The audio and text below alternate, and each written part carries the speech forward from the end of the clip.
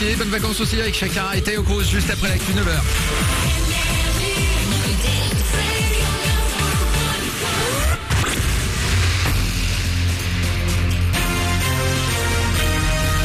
Toute l'actu sur Avignon avec Frédéric Plat. Bonjour à tous, ce n'est qu'un mauvais moment à passer. La grisaille l'emporte ce matin sur Avignon et le 84. Les nuages peuvent d'ailleurs donner de rares averses ce matin. Cet après-midi, ce sera plutôt pluie localement orageuse. Au thermomètre, les valeurs vont baisser. 29 pour les maxis. Il fait 20 degrés de suite dans le Comtat et 20 degrés également le long du Rhône, notamment à Avignon.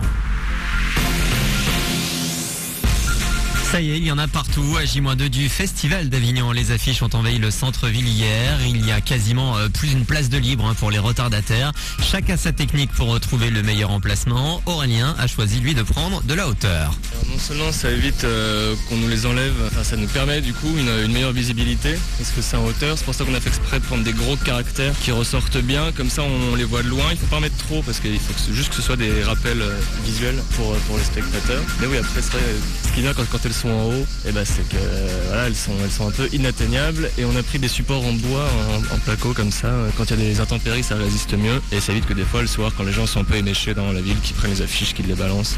Propos recueillis par Thibaut Manchon. Le Festival d'Avignon commence après-demain. www.avignon-le-off pour retrouver tout le programme en ligne.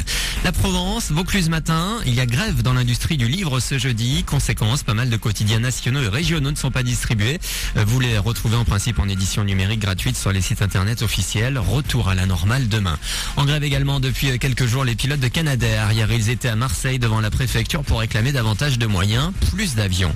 Un peu de civisme, ça ne fait jamais de mal, surtout à 100 à l'heure. Veille de grand départ en vacances et ce sondage sur nos mauvaises habitudes au volant. Un tiers des automobilistes français ne respectent pas les règles de sécurité sur autoroute. 3 défauts particulièrement constatés: la circulation constante sur la voie du milieu, le non-respect des distances et l'oubli du clignotant.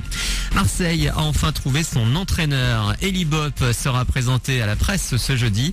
Champion de France avec Bordeaux en 99, Bopp succède donc à Didier Deschamps qui a remporté 6 titres en 3 ans à la tête de l'OM. Toujours en foot, l'AC a joué un match amical avant la reprise du championnat de Ligue de la fin du mois. Les ACistes ont hier fait match nul 0-0 face à Clermont à Valence. Puis la grande boucle rapidement, 5e étape au menu des coureurs du Tour de France cycliste aujourd'hui. 196 km entre Rouen et Saint-Quentin. Cancellara toujours en jaune. Voilà pour vos infos. Bonne journée.